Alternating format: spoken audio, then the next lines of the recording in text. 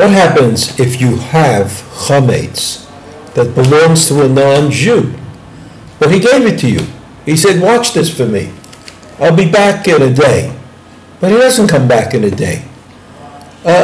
You may think that this is a very unlikely case, but today, after all, dormitories in universities are not segregated by religion. And you might find yourself in a dormitory room with a non-Jew, and that non-Jew surely can bring in his pizza or his sandwich into the room, even if it's Pesach. And if he says to you, hey, could you watch this for me? I'll be back shortly.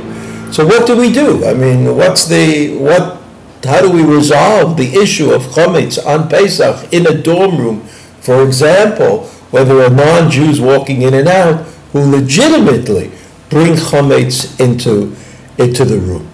So with chametz, as we have learned, there are two problems. There's a problem of possession on the one hand, which is not an issue because the chametz clearly does not belong to you. I mean, even if the goy, the non-Jew, asks you to watch his chametz, protect it, oversee it, defend it from the enemy, it still doesn't belong to you. And therefore, having the chametz in your room is not an issue. It's certainly something that is reasonable, halachically. On the other hand, having chametz around is a problem. By that I mean, look, everybody can make a mistake.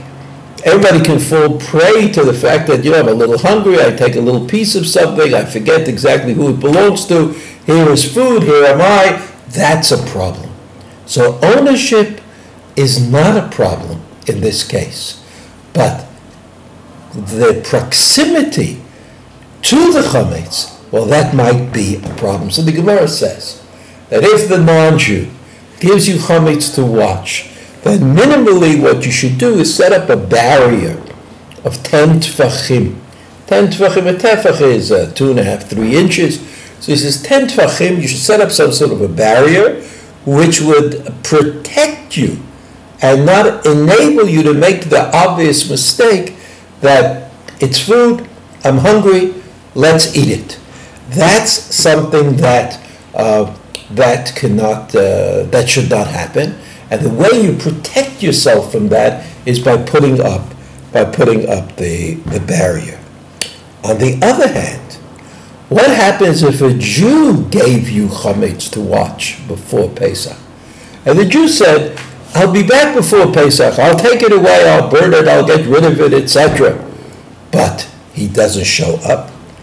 So we know that the halacha is that Jewish chametz, Jewishly owned chametz, which has been left with another Jew, that watcher, the Jewish watcher of the chametz that also belongs to a Jew, is obligated to destroy that chametz before Pesach. Just as he's obligated to destroy his own chametz before Pesach, he's obligated to perform this service for the owner. And of course, since the owner is obliged to sell or to get rid of the chametz, there's no doubt that he will thank you for doing that. Now, if he calls you up and he says, look, I've sold the chametz, so I've taken care of that problem, you still have to put the chametz away so that it will not cause you any difficulty.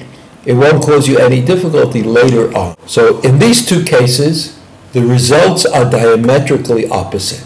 If the non-Jew leaves chametz with you, then you have no obligation to get rid of it.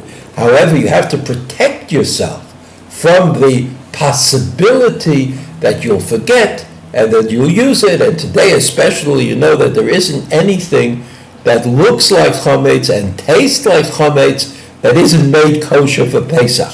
So you can get bread for Pesach and rolls for Pesach and pasta for Pesach. Everything comes Pesach made.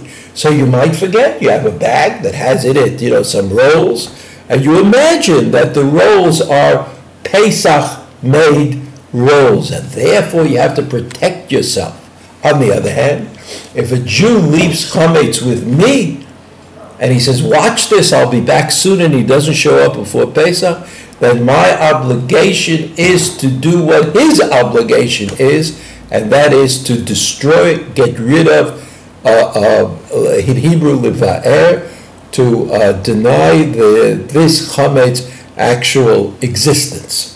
Right, so I have to get rid of the chametz. Of course, I said if he calls up and he tells you that he sold that chametz in a legitimate kind of sale, then you would still be obligated for your own safety to put that chametz away such that it would not entice you or even imply that accidentally you might eat that chametz on Pesach.